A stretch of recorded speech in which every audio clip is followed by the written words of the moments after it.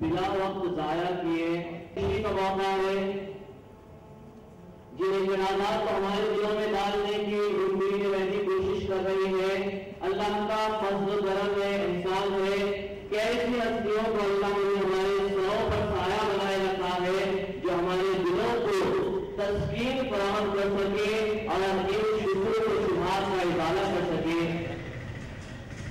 اب پھر مجھے سیدنا کی عابد مدیر صاحب قبلہ شمس الانوار مفسر قرآن جو اعتراضات شیخ مقصود الحسن فیضی نے بے بنیاد من گھڑت اعتراضات محدودیت پر کیے ہوئے ان تمام اعتراضات کے ازالے کے لیے خصوصی خطاب فرمائیں گے.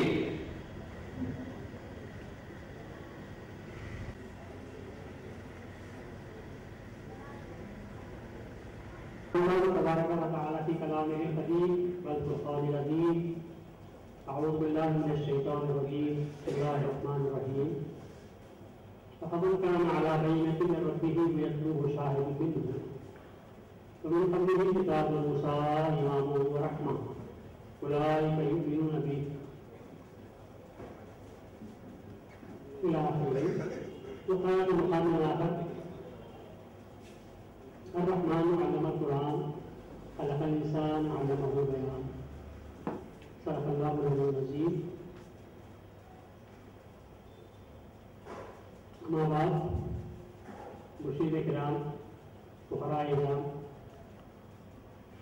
سامعین کرام، عزیز نوجوانوں، برادران ملت، آج کل ایک کلچر نکل پڑا ہے کہ تھوڑا بہت علم حاصل کر لینے کے بعد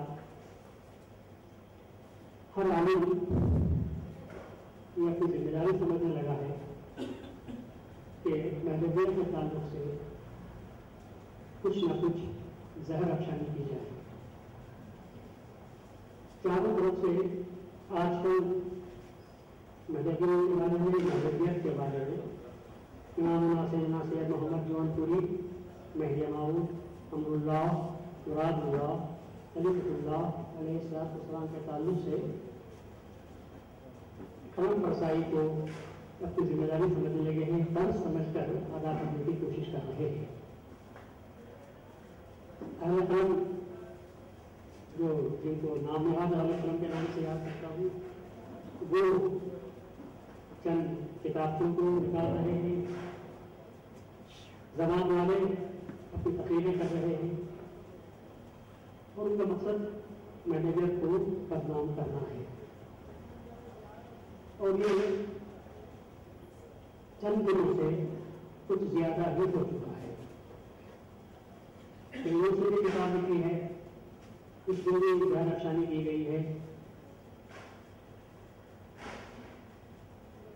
اسکار رفتہ، جھوٹ، اشترا پردازی، غلط بیانی، مغالطہ دہی، ہمارے پاس کی روایتوں میں تحریر کرنا،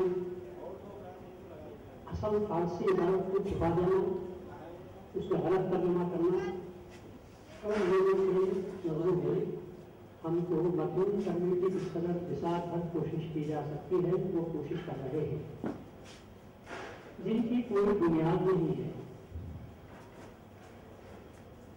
چونکہ اسی سلسلے میں یہ کوئی فیضی صاحب ہیں، الخبر میں انہوں نے ایک تقریر کی ہے جس میں محدودیت کے تعلق سے غلط بیانی سے کام لیا گیا ہے.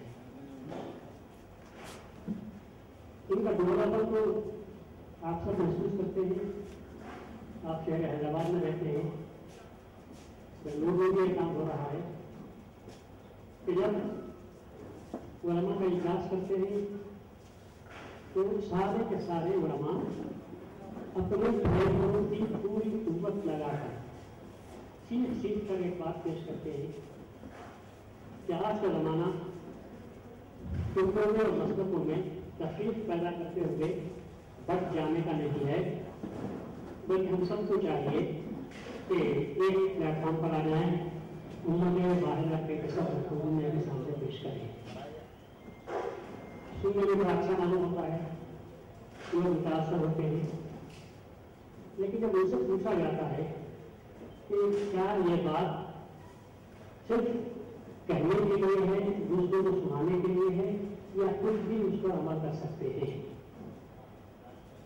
जिनको जातियों के कहते हैं कि सब एक बातों पर आ जाएं, तो कहने वाले को चाहिए तो कुछ भी अमल करें और अपने मस्तक से बाबू हो जाए तो दूसरे मस्तक को लाने की कोशिश करें।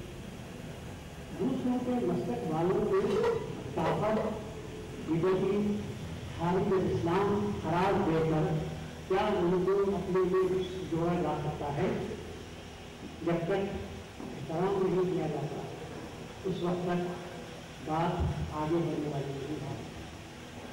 अरे इंसानों का भी एहतराम करना पड़ता है। एहतराम में आदमियों की कोई चीज़ है।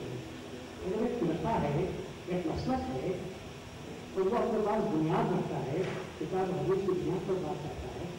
अगर आपको से इख्तलाफ है तो इख्तलाफ को रखिए। क्या ये बात मुमकिन नहीं है कि इख्तलाफात को बाकी रखने के बावजूद भी इस्लामी तास के तहत ला इलाहा इल्लल्लाह मुहम्मद रसूलुल्लाह सल्लल्लाहु अलैहि वसल्लम के अक़ीदे और कलमे के तहत क्या ये नहीं हो सकते? इस्लामी तास के नहीं हो सकते? हमारे मेहदी माऊद अलैहिस्सलाम को भी जब सुल्तान हुसैन शर्फी के ज़माने में जब राजा जब ने हमला किया था तो उस वक्त भी आपने काम किया था और आपने तशद्दुद को आपने बाकी रखा और उसके बाद यहाँ तक साथ देने का है आपको यहाँ तक उसको जायज़ नहीं है तो आपने उसको हिस्सा लिया, लेकिन अपनी टुकड़े को बाकी रखा। तो फिर यहाँ तक इस्लाम को इस्लाम की सरबुलंदी की तसव्वुर की वहाँ पर आपने काम किया।